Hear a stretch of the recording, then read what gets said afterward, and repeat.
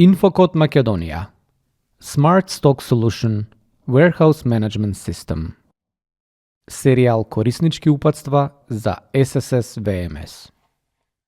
Корисничко упатство за прием по основ на нарачка до добавувачи. Прием или влез на обичен идент. Од почетниот екран на SSS VMS се одбира модулот VMS. Достапните модули се разликуваат по корисник и ги одредува администраторот. Како и да е, повеќето корисници имаат пристап до модулот VMS. На вториот екран се одбира првата опција – влез или прием. На третиот екран пак, почетно се прикажуваат сите нарачки. Најновите нарачки секако се прикажуваат најгоре. Се одбира потребната нарачка.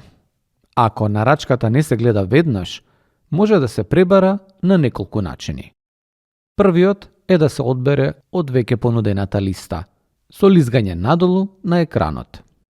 Потоа, може да се пребара со впишување на нарачката во полето Пребарај, едноставно внесувајќи го бројот на нарачката. Третиот, воедно и начинот кој што Инфокод топло го препорачува, е да се скенира баркодот на нарачката со PDA уредот.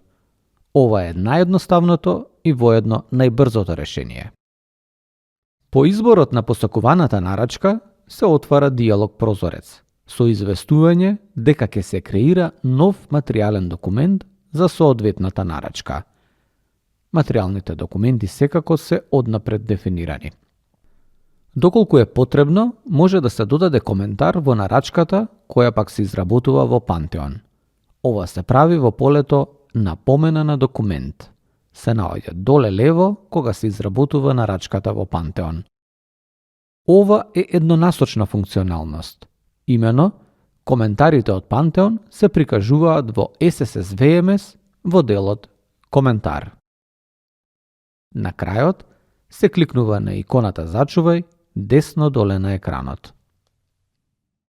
На четвртиот екран се нудат две опции – нарачани артикли и завршени артикли.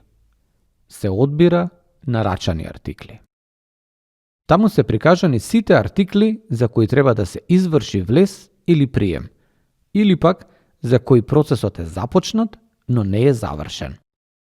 Во завршени артикли пак се прикажани артиклите за кои влезот или приемот е целосно завршен. На петтиот екран се отвара проширеното мени на нарачани артикли. Се одбира идентот или артиклот за кој што ќе се прави влез или пак прием.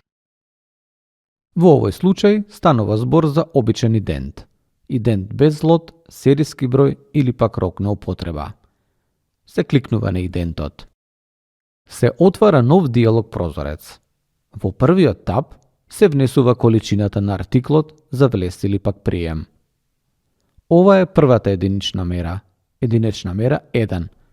Втората единична мера или единична мера 2 се пресметува автоматски. Во примерот кој го користиме, единичната мера 1 се парчиња, додека пак единичната мера број 2 се кутии. Но ова се менува во Пантеон, се во зависност од спецификациите на идентот. Локацијата се прикажува како препорачана, но може да се измени доколку е потребно. На крајот се кликнува на иконата Зачувај, десно доле на екранот. Неколку дополнителни информации за прием по основ на нарачка до добавувачи. Во вториот таб, при влез или прием, може да се види внесената количина од идентот или пак артиклот и локацијата на кој што овој идент или пак артикл е внесен. Имајте предвид дека е прикажана само првата единична мера. Во третиот таб е прикажана залихата од идентот на сите достапни локации во магазинот.